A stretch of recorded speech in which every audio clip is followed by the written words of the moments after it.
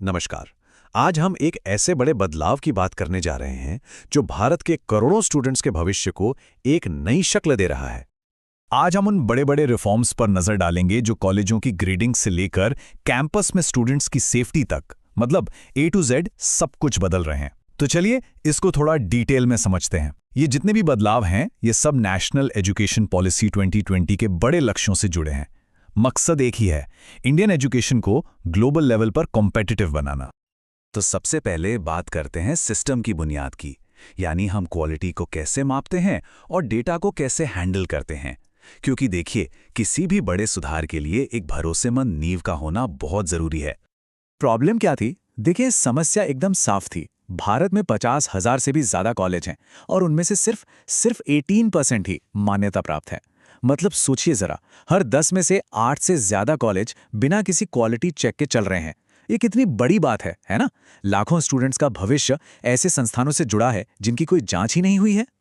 तो इसका हल क्या निकाला गया? एक 2 पार्ट रिफॉर्म, जिसका फोकस हर चीज को आसान बनाना और भरोसा कायम करना है। पहला है एक राष्ट्र एक डेटा पोर्टल।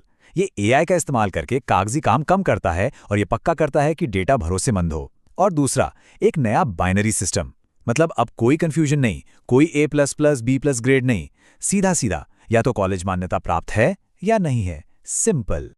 अब इस स्लाइड में जो बात वाकई में दिलचस्प है वो ये है कि इस सिंपल पास फेल सिस्टम के अलावा MBGA मॉडल इंस्टीट्यूशंस को आगे बढ़ने का एक क्लियर रास्ता दिखाता है।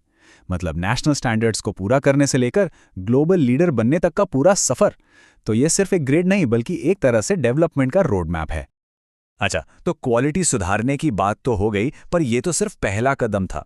अब सवाल ये उठता है कि स्टूडेंट्स और टीचर्स, मतलब जो इस सिस्टम का हिस्सा बनेंगे, वो इसमें एंट्री कैसे लेंगे। चलिए अब इस पर बात करते हैं।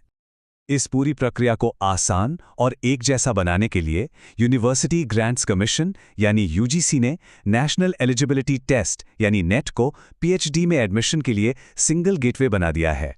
तो अब नीट क्वालिफायर्स को 3 कैटेगरी में बांटा जाएगा और जैसा कि हम देख सकते हैं, स्कोर चाहे किसी भी कैटेगरी में हो, एडमिशन प्रोसेस में नीट को 70% का वेटेज मिलेगा।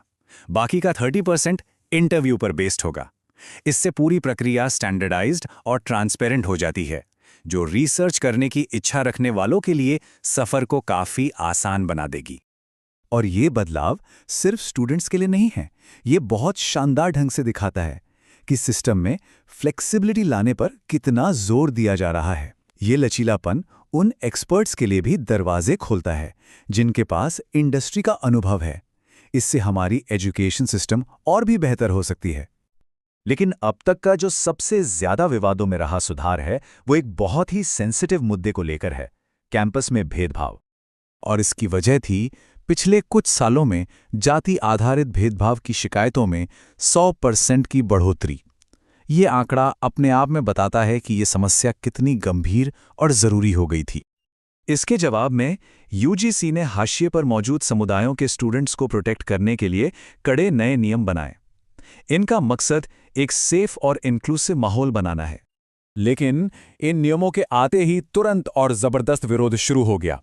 आलोचकों का कहना है कि ये नियम एक तरफा हैं और इनका गलत इस्तेमाल करके झूठे आरोप भी लगाए जा सकते हैं, जिससे कैंपस का माहौल और बिगड़ सकता है। इसका विरोध वाकई में काफी बड़ा रहा है। देश भर में प्रोटेस्ट हुए, इन नियमों को सुप्रीम कोर्ट में चैलेंज किया गया और यहां तक कि अलंकार अग्निहोत्री जैसे पब्लिक ऑफिशियल्स ने इस्तीफा तक दे दिया। तो अब आते हैं सबसे जरूरी सवाल पर। इन सारे बदलावों का एक आम स्टूडेंट के लिए आखिर मतलब क्या है? एक तरफ ये रिफॉर्म्स एक ज्यादा भरोसेमंद और ग्लोबल लेवल पर कॉम्पिटिटिव पढ़ाई का वादा करते हैं, जहां क्वालिटी और सेफ्टी को सबसे ऊपर रखा गया है। वहीं दूसरी तरफ इन्होंने एक नेशनल डिबेट छेड़ दी है कि यूनिवर्सिटी की आज़ादी को दांव पर लगाए बिना सही मायनों में बराबरी कैसे लाई जाए।